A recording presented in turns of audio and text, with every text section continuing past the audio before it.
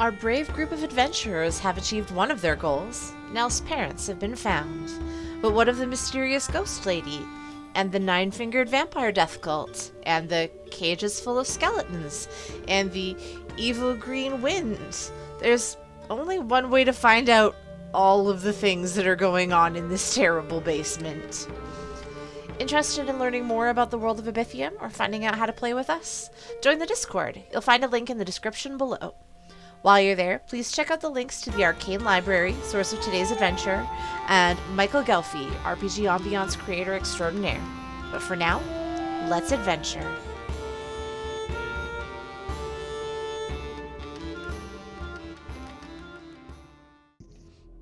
Are we gonna... He's eager to head down the hall. Yeah, send the parents back up to their kid and head down the hall. Okay. Yeah, they would be pretty grateful to head back upstairs. This is definitely something that's a little out of their experience. Our brave group of adventurers have achieved one of their goals. Nell's parents have been found. But what of the mysterious ghost lady? And the nine-fingered vampire death cult? And the cages full of skeletons? And the evil green wind? There's only one way to find out all of the things that are going on in this terrible basement. Interested in learning more about the world of Abytheum or finding out how to play with us? Join the Discord. You'll find a link in the description below.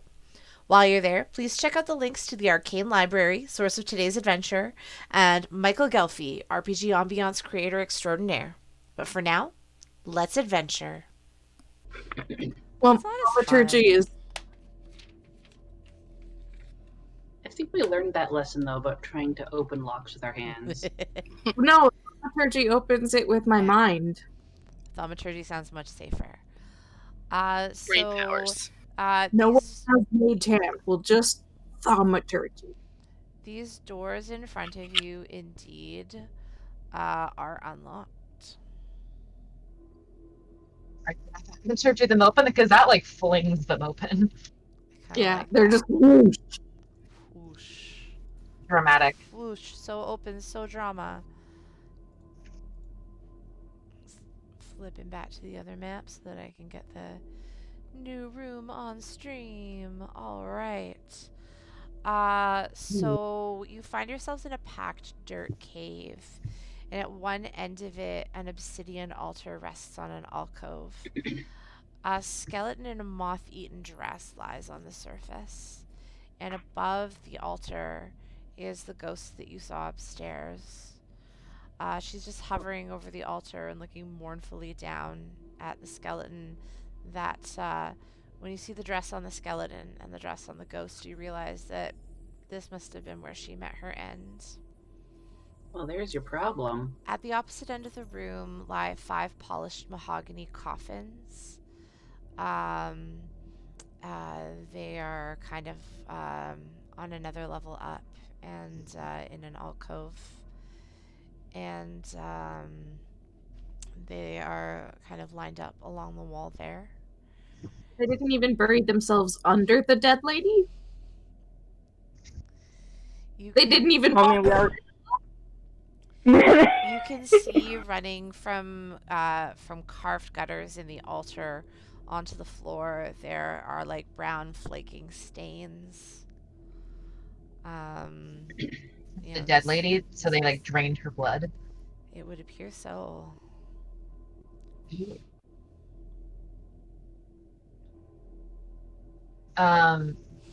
The ghost is just hovering there, right? Like this is like the beginning of Ghostbusters in the library kind of thing. Yeah, she's just kind of hovering there, staring at her own dead Great. self. Cool.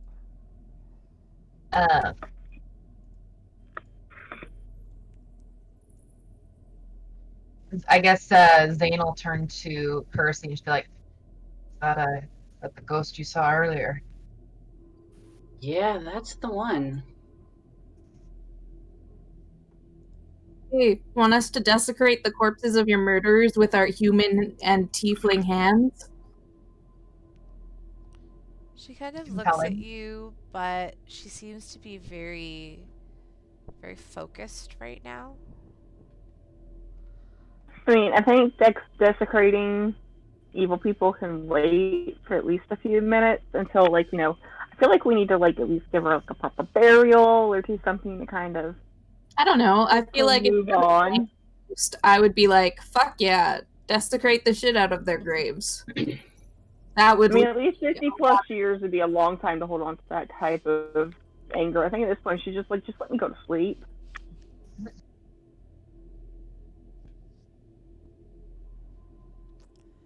I'm gonna move closer. Yeah. And like, is there? I guess I'm trying to make sure that, or see if I can see if there's any hazards aside from the blood on the floor, or if it seems like maybe we could just pick her up and carry her out of here. There don't seem to be any signs of anything strange or dangerous over there. And the ghost is fixated on her body? She is, yes. So I'll just like tentatively put out a hand to go to touch her, but I won't make contact. I'm watching her reaction to it. Yeah, as you reach out towards the body, the ghost's head snaps up and she meets your eyes, like, very intently. Is it aggressive? No, not aggressive, just you have her full attention now. I'll grab her hand, like as if I would help her up if she were alive. She kind of tilts her head to the side and looks at you and says, like, she speaks this time. Her voice is kind of barely there, very ethereal, and she says, "You were here to help me?" Well, it certainly seems like you're the one who needs the help. Hell yeah, we're here to help and fuck over the guys who hurt you. They left me here like this.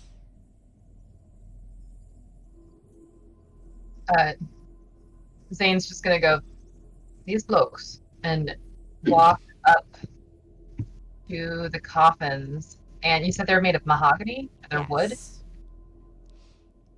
Can she just try and take a big kick at one of the lids and try and kick it right off? Like, say, at the center one? Yeah, the lid comes off pretty easily, and there's nothing inside. No body. No body.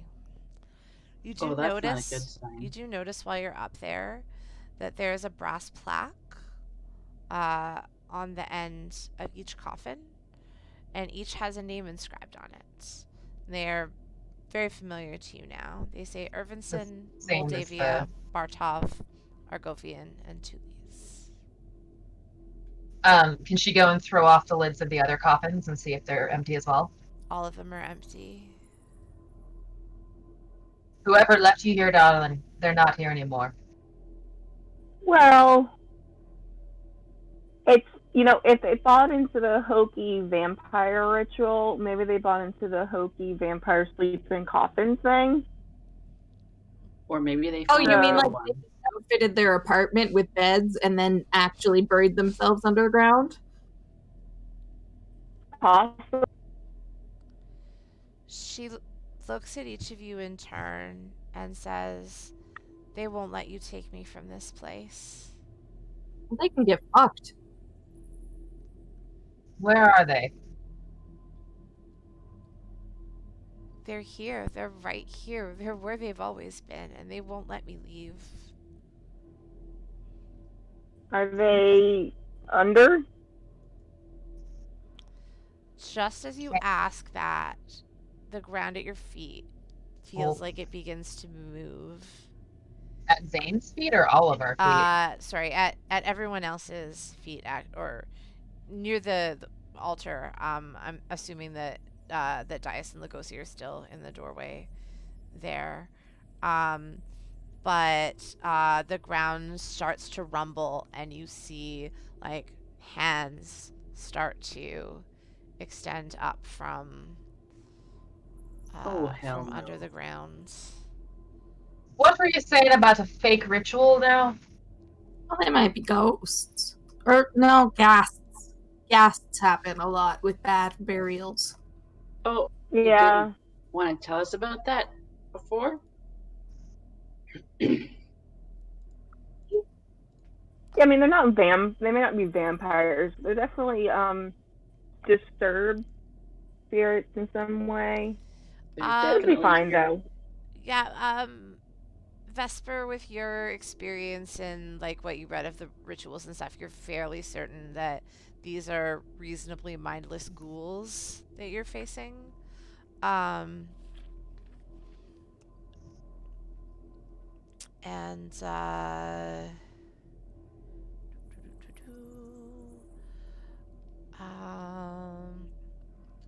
anyone who's looking at them, make a perception roll. 19. Oh, natural one. So not the natural one, but in general, you'll all kind of notice two things if you're looking. One is that none of these ghouls appear to have a right or a left ring finger. And another thing that you will notice is that each of them has a golden key hanging on a chain around their neck. Oh. These leathery skinned ghouls, they gnash their fangs at you when they lash out with their hands as if their hands are claws. And I will have everyone roll initiative, please. Ho, lie down, buddy. Ooh, not one. At least I got it out of my system.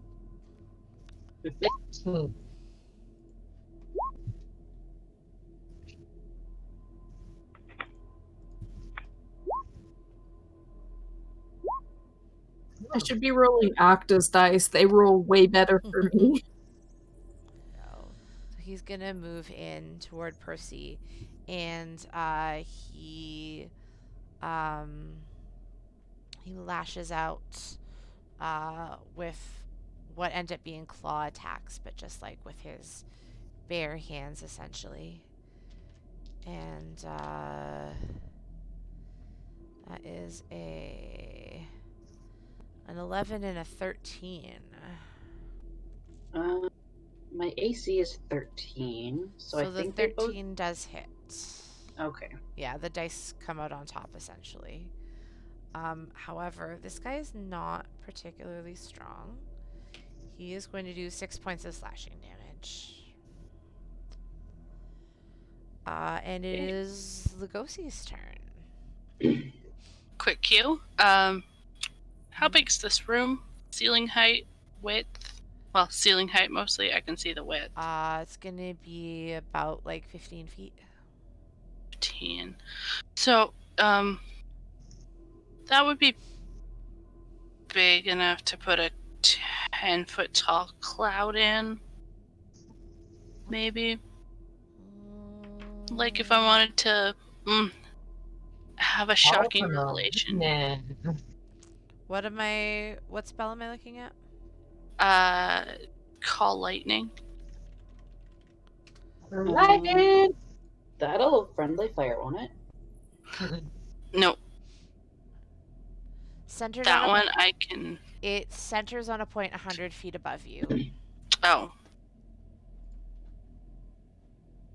Well, no, then it won't work. Okay. Grand. I'm gonna use second level Earth Tremor instead. Okay. Actually, I have to move. I'm gonna move in. I can move and then cast, correct? Mm-hmm. Good. I'm going to move in to the middle, and I'm going to cast Earth Tremor. I'm trying to aim for below the ghouls. However, Vesper and Percy may also need to make a save here. cause a tremor in the ground within range. Each creature other than you in that area. Dex save throw, please. What's the range or the area? 10-foot range. Damage cause tremor on the ground within range. Each creature other than you takes. So I think I'm standing just far enough away that I should be able to only hit. You're 15 feet too away far. from the nearest. Okay, hold guys. on. But if you move in one more, you'll be able to hit. There we go. From there, you can hit yellow, green, and blue without hitting Percy and Vesper. Perfect. Then that's what I'll go for. And they need to make a dex save. Okay. 13. Surprising no one, they're not super dexterous. The yellow one does save. Blue and green do not. Coho, don't eat my blanket. Perfect. No. Failed save. 1d6 bludgeoning. Okay. Oh, those two are also knocked prone. Okay. It becomes difficult to reach each for sure. It doesn't say that it's half on a save, so I think if you save, you save. Okay. I got it. And that makes it Percy's turn. So Percy's going to cast Moonbeam, and I'll do it. Excuse me, I don't know what's going on. I'll do it on this green one here. So it's 5 feet in a cylinder. And so the first turn, and any other who go into that same space will do that as well. So that is 2d10 radiant. Okay. And so it's centered, sorry, on which spot? So I can... it's centered on the green one. Okay.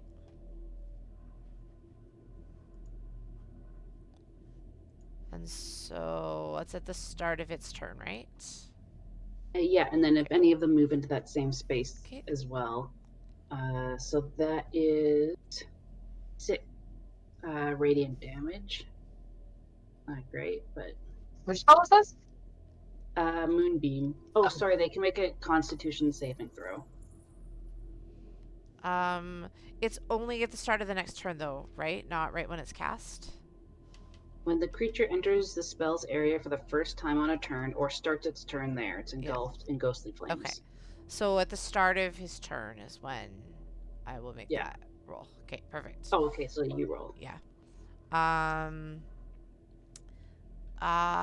Okay. So it's the orange one's turn. It is going to come back here for Lugosi. It is going to bite. Bite. That is a 15. Ouch.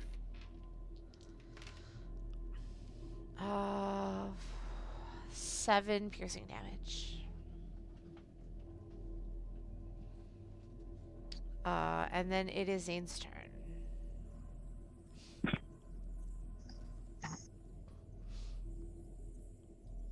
Zane's gonna come running down from the coffin. And she's there.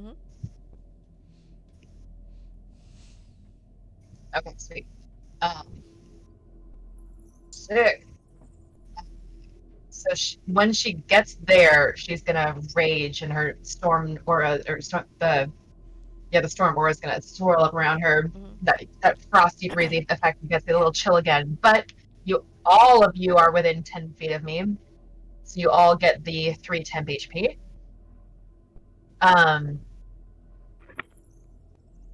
So then she's going to make her first pike attack on this blue one. Reckless attack. Okay.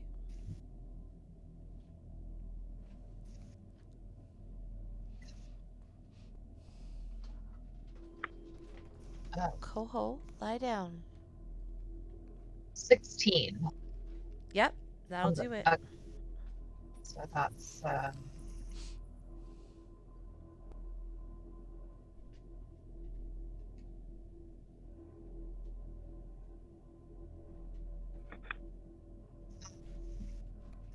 7 damage on that first Okay. attack, and then second attack will be on the same one.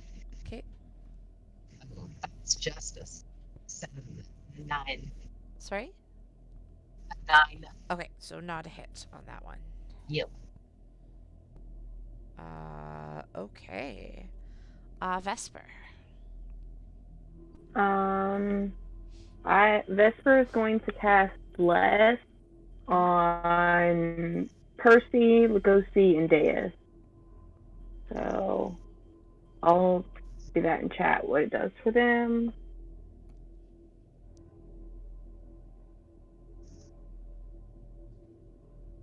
And after, I don't really feel like moving, and that takes my action, so I think that's my turn for now. So it is the yellow one's turn next, and it is going to try to bite Percy, and it is not going to, because that was a terrible roll. And then it is the green one's turn, so I roll a con save. That's a 10. Nope. Okay. It's not gonna do it. You want to roll damage? Yeah. So that is 8. 8. Okay. Radiant, if that makes a difference. I'm checking.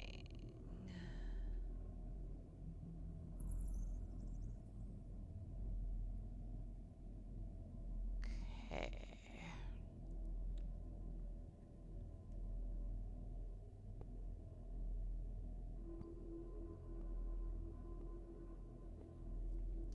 All right. And it is going to actually, yeah, it's gonna move over here, and it is going to try to bite Vesper. That is a 12. That misses. Okay. It has nothing else it can do. It is Dias's turn. This blue guy, the guy in blue, can Yeah. I hit him with a stealth attack because he's engaged with 2 of other people, or does it have to be Yeah. 3? I can't remember. Okay. You're good. Then I'm going to throw a dagger at him. Mhm.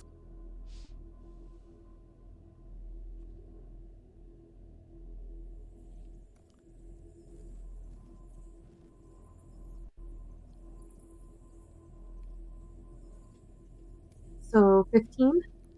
That will hit. Okay.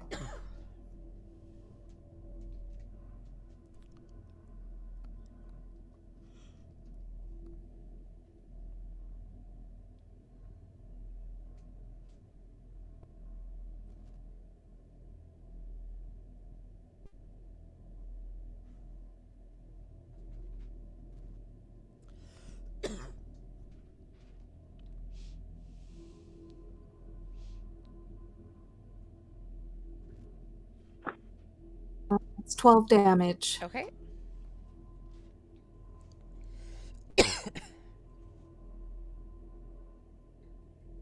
Got it. And that makes the red one's turn.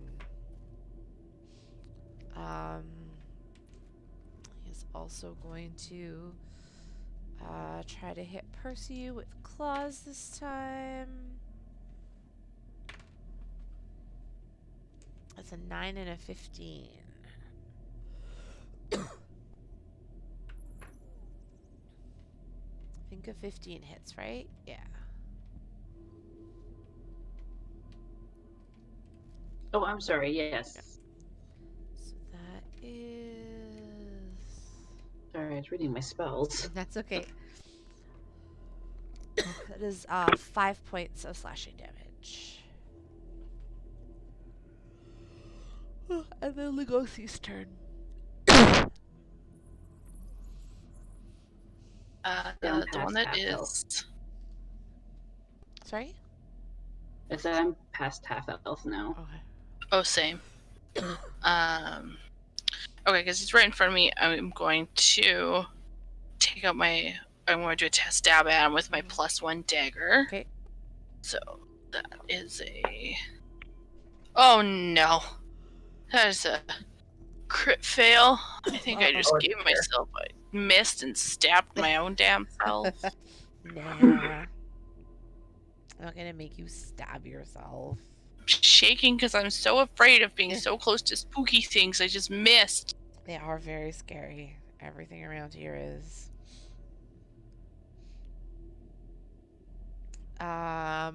Did you want to move or anything? Or Yeah, I'm going to. Or if I back off and disengage, they get an opportunity attack. Or can I back off and be fine? You would have to have used your full action for it, so no, he would get an opportunity. Then I will just stay put. Okay. Percy. So I'm going to use conjure animals. Okay. And so on this one, the creatures will each kind of roll initiative to kind of slot them into the order with everyone else. But as a group. But anyway, I'm going to summon 4 swarms of centipedes. Okay. No, thank you. I'm gonna crawl up out of the I ground. don't like it. And now they're supposed to attack as a group, but like, would they all have to attack one target, or can I put a swarm on each of these guys here? I think you can do a swarm on each of them. Okay. But so the swarm of swarms has an 8 initiative, so I guess they'll go on the next turn. It probably makes sense to, like, just because it's getting late and for ease of keeping track of things, to just give them the turn right after yours. So on each round, you'll take a turn, and then they'll take a turn. Okay. Okay. So, one of them critically fails. A dirty 20. Okay. A 5. And a 6. So one of them hits. I guess the green one that's right next to me. And then that is 4d4. Dang. Do I even have 2 of them twice? So that is 6 and 10 total. Okay. And then the rest all just like crawled all over and didn't even bite. All right. And then it is the orange one's turn. So he is going to try and get Lugosi with his claws.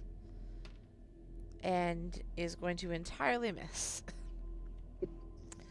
So it'll be Zane's turn. Zane's gonna take another slash the blue one. Reckless attack. Okay.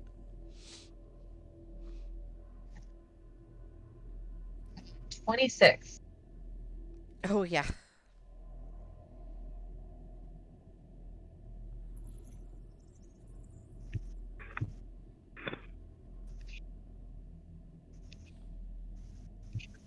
Check this real quick.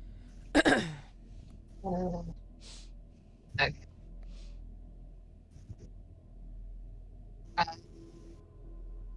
8 damage. Okay. And then the second attack.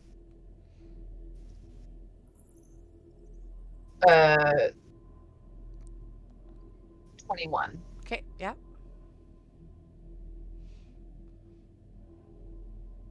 Oh, wait, did I say 8 damage for the first one? Yes. That was the die roll. I forgot to add the bonuses. So that's 14 damage Okay. on the first one. And then the second is 12 damage. All right. So you cut that ghoul down where it stands. Boop. Making ghoul salad. Yeah. Ghoul chop salad. All right. It's Vesper's turn. Okay, I'm gonna take out my greatsword and swing twice at the green one. Okay.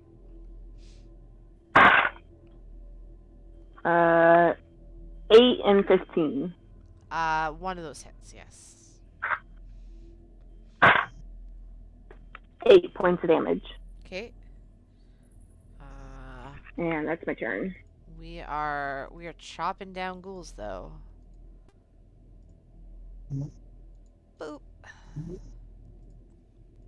So you have like 2 kind of hacked to pieces ghouls lying around at your feet. And it is the yellow one's turn. Who is going to try to bite Percy.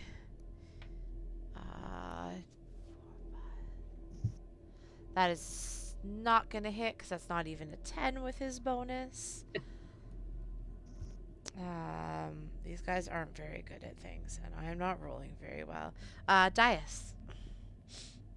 I'm gonna head over to the blue guy and pull my knife out because I need to have 2 blades to have better AC. The blue one and the green one are both down. But I threw a knife at the one, Oh, gotcha. and I need the knife back. It. I gotcha. And I'm gonna activate the poison in. I have a dagger that has a poison that works for 1 turn. Okay. But so I'm gonna let it secrete poison. It's an action to let it secrete poison. Okay. So that for next turn it will be poisony. Yeah. Gotcha.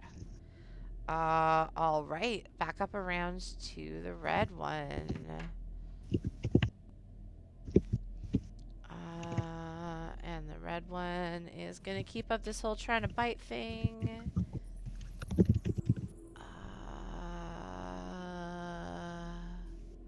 So that's a 14. On who? Sorry, on Percy. Oh, goodness. Yes, 14 hits. Alright, that is 4 damage. My goodness, I'm just like a buffet today. I forgot to... On my last turn, I re-upped the bonus action, the Storm Aura, so you would have another... you'd have the 3 HP re-upped. Okay, if you lost so that the first time. in that case, you would only be losing 1 health now, because you'd be losing temporary hit points. Okay. And it's Lugosi's turn. Just can't really bear being so afraid anymore, and so they're just gonna. It's bear time. Okay. It's morphin time. And now I'm a bear, and I get. Oh no, we already established shifting is my full action. Yes. I don't get to attack. Not But I'm a yet. black bear now. Okay. Percy, what would you like to do? So I'm just gonna use my my +1 quarterstaff here. I'm just gonna hit this yellow one in front of me. Okay. So that's a 21. Yep. Yep. And then that does 8 damage. Very nice. And then all of the cards go. And so yeah, well, I'll just kind of keep all of them on yellow for now. Just take them all down. So that is hold on. I closed my bug so I could change my hit points. 3. Okay, so I got a 7, and a 19, and a 21, and a 15. Okay, so 3 of those are hits. Okay. So so each of those. Do you want me to roll the 44 3 times, or can I just multiply it? You can just multiply it if you want. Yeah. Okay, so that is 4, 6, 9, and 10. Okay, so we'll call that 30. Dang. Okay. That's a lot of bug bites. All right. Yeah, that's a whole. That's not just a whole lot of bug bites. That's like centipedes just devouring this thing until there's nothing left of it. Which, acceptable outcome. It is the orange one's turn. So it is going to try to bite Lugosi. 14. That hits. Okay. 8 points of damage. Okay. Question. When I'm a critter and they have more hit points than I have left, do I go off of their hit points? Or mine? I don't remember because I've never played a druid. It's wild shape, right? Yeah. Yeah, the animal hit points kind of technically act as temp hit points. Oh, So like, yeah, so like it drains the animal's hit points first, and if it goes beyond the animal's hit points, then it takes from your hit points. perfect. And you said, Ari, you said it was 8, right? Yes. Okay, grand. Perfect. I don't usually get hit when I wild shape. I Yeah. do the hitting. It's true. Okay, let's see. That was the orange one. So Zane's turn. Zane's going to run up. Well, no. Run up over here and stop at the red one. Okay. Reckless attack.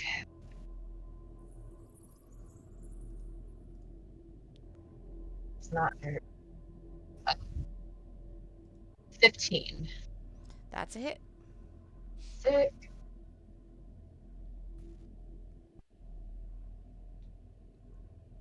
And 14 damage. Holy shit. Okay. Is the red one still up? Yes. Okay, gonna hit him again.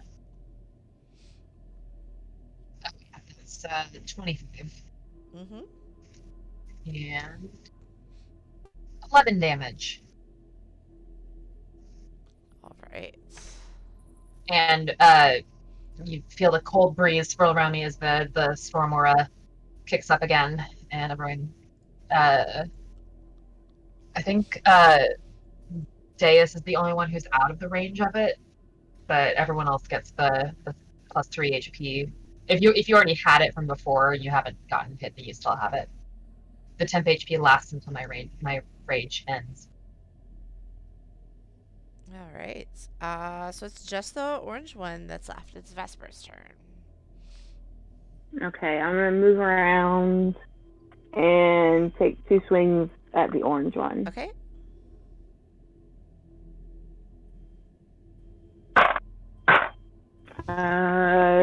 And 30, 20, and the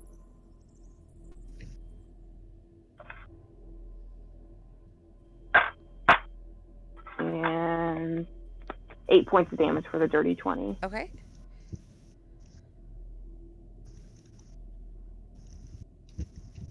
All right. It is Dias' turn.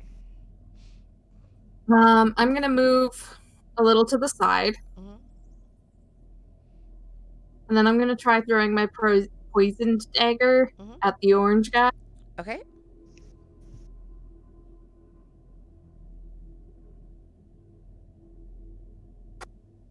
So that's 19. Yep, that's a hit. Does this count as sneak attack? Yes. Okay.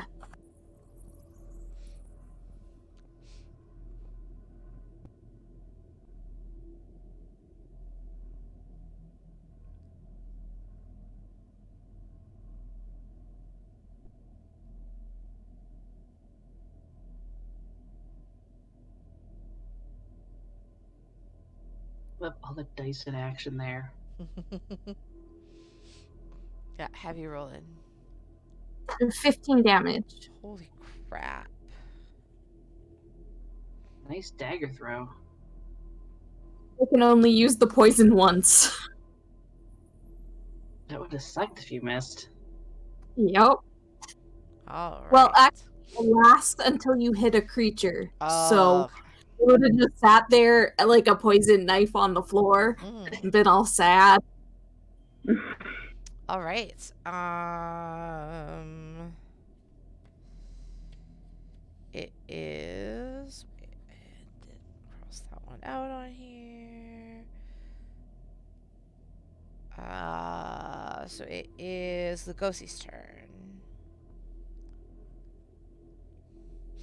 So Do go a bear go. attack. Yeah. Hold on. And Lugosi, you can do it.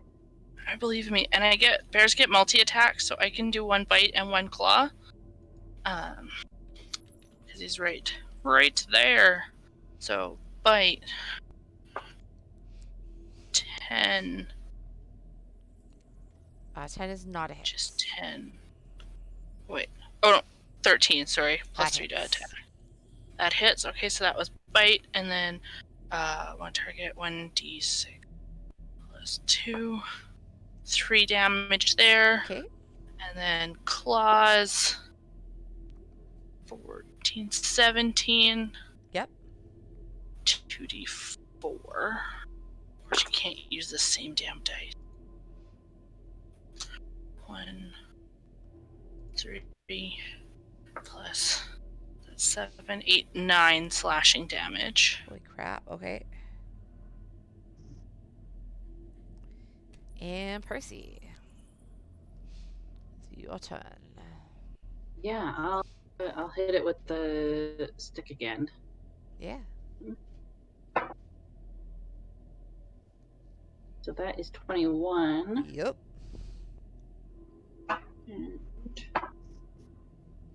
And 9. Okay. Wait. Oh, whoops, I forgot to move. I'm over here. That's okay. I just assumed. Oh, I just keep drawing on there. I have the wrong tool selected. I do that all the time. Like, trust me, ask anybody who's in my groups, I do that all the time. Yeah. So you get like this like mighty smash on it, and you bring the orange ghoul down. Good, because I deleted myself. I can fix that. So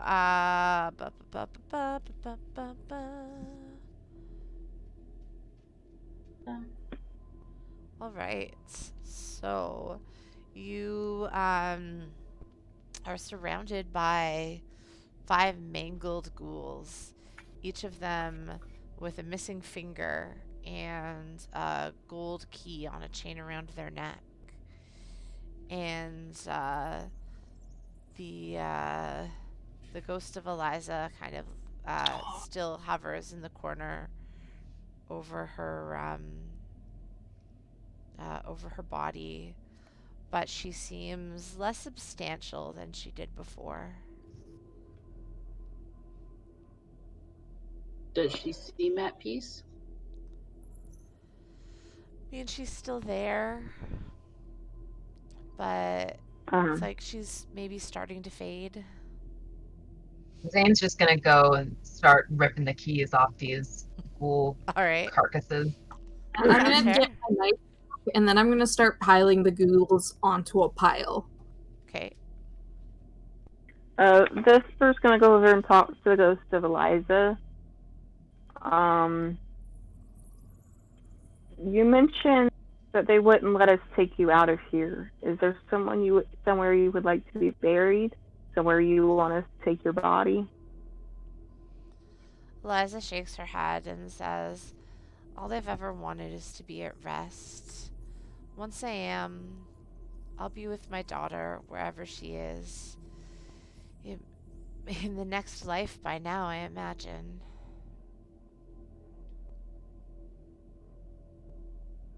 Well, you can rest now, and we'll make sure no one else will disturb your body. Eliza almost smiles, and even as a ghost, it seems like she's taking a deep breath and releasing it. And the last of her form fades away. And what you don't see is that that in the cemetery outside of town, out of nowhere, a bush of black roses suddenly blooms. And you will eventually hear tell of how in the cemetery on moonless nights, the sound of a woman can be heard singing to her child. It's nice. So Eliza has a chance to be at rest, and as you take care of that, the company that you were with is dealing with what's left of these ghouls.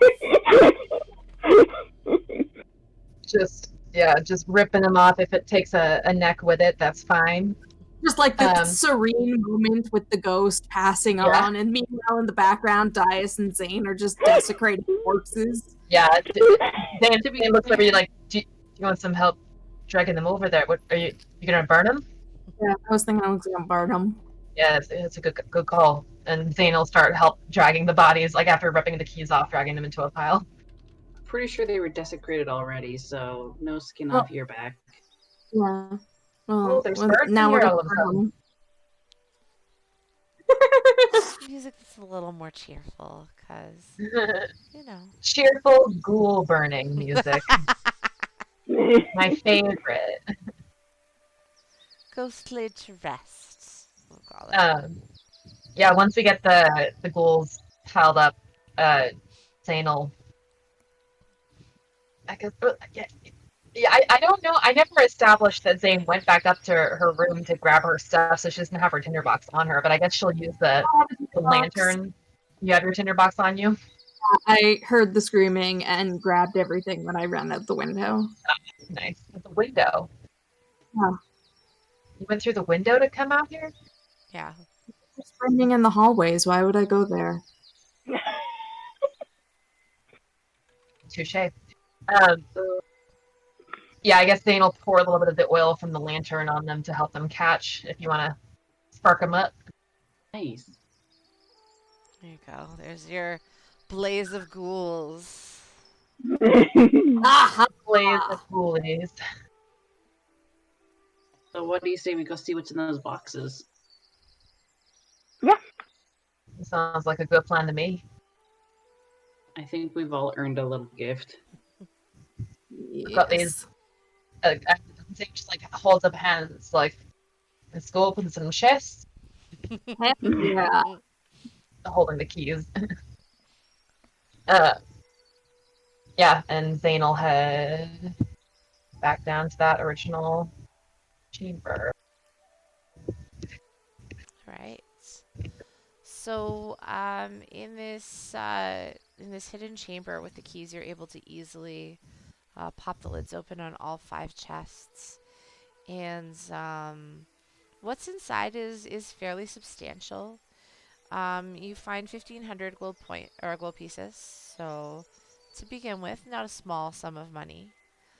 As well as bits of jewelry and fine fabric, some small statuettes and gems that together, if you choose to sell them, will probably be about another 500 golds. Some of them are recognizable as likely family heirlooms, so there may be, on the off chance there are surviving members of some of these families, there may be some folks out there that would be actually eager to get their hands on some of these items. Can I ask the golden jewelry? Like, is there specifically jewelry that's golden that stands out from the rest? I imagine that some of it is golden, some of it is silver. Like there'd be something gold in there for certain. Do you need something in specific, or? No, I put my grubby little hands on whatever gold jewelry I can find. Some of the pieces would certainly be gold. So as it's all being divided up, you can press for that if you like. Oh, gold, please. Absolutely gold. Maybe some gems. One thing that you find that's very interesting, actually, is in the final chest, the chest labeled Talise. That scroll that you were able to see when you peered inside it earlier, when you break the wax seal and unroll it, you find that what you're holding in your hands is actually the deed to the castle keep outside of town that has been abandoned and neglected for so long. Whoever bears this title in their hands is the owner of a castle that needs a little bit of work, but hey, it's a castle. So castle. So it's something you'll have to decide amongst yourselves as to whether you like each other enough to become sudden roommates, or whether, someone in particular gets the deed to this castle. But that's the final item that's in the chest. When you make your way upstairs, you are met by some grateful new friends. Cecil has been doing what he can to take care of the family. Victor and Naomi are doing better. They've had a bite to eat. They've been tucked into bed. Cecil promises all of you that any time you are in the area, the lodgings, ale, and peach pies are all on him. None of you, your money is no good here anymore for what you've done. He's very grateful. He's a little intrigued at the prospect of the deed to that castle. Says he might like to look it over just in case it was in his basement. Maybe he'd like If to you just take a do, look at make sure it's not haunted before you start having guests over. Give him the plaque that said, like, the secrets the inside basement. Yeah. Scions. He's Like, like, look, your cult cult. in my basement. He's like, yep, that's one for the wall. And he leans it up against the wall. He's gonna mount it there later. And Zane, he laughs and laughs when you say make sure it's not haunted. He's like, I think that maybe I could pay the lot of you to go and make sure it's not haunted before I start, making plans for redecorating. We'll see what happens with that. I'm not sure what kind of condition it's in anyway these days. Take another job before I head up north. Turns out ghosts are actually not too bad if you're about to desecrate the corpse of their murderer. He points at you and then taps his temple. He says, I will remember that. I promise you I'll remember that. A few days later, should you stay that long, you find that each of you has had a bottle of holy water delivered to your door. The little note from the Brisley family saying, just in case you need this for next time. I feel slightly insulted. We made sure to obtain this. And you also do, not entirely surprisingly, find under Cecil's feet as he prepares breakfast one morning a kitten. There's a little ribbon tied around the kitten's neck with a little note tied on it that, in what is very obviously a little girl's handwriting, says, "Her name is Dottie, and she is for you. Thank you. Now." The family moves on quite quickly. They leave these gifts and they're gone before you have a chance to thank them for any of it. But Nell insisted to her parents that she had to make good on her promise and that you should all have a kitten as a reward. Lugosi has some unsure large feelings numbers about then. having a kitten. Sorry. Not prepared to be a father. I love it. Sorry, what were you gonna say? Oh, me? It's just like, so they weren't robbers then. Not robbers. It would probably help them to learn how to pick a lock, though. If you run into them again, they may appreciate that advice, because they definitely they did just kind of, do that job. yeah, they basically just hacked through that door. Because In my defense, those chests were really fancy. Mm-hmm. If it was a normal chest, I probably would have been fine. Yeah, in your defense, with thieves' tools, it still took a DC 21 dex roll to get into there. So yes, they were master locks. And that is how you saved the Black Rose Inn from being haunted, and proved that a bunch of rich people trying to become vampires were actually just idiots.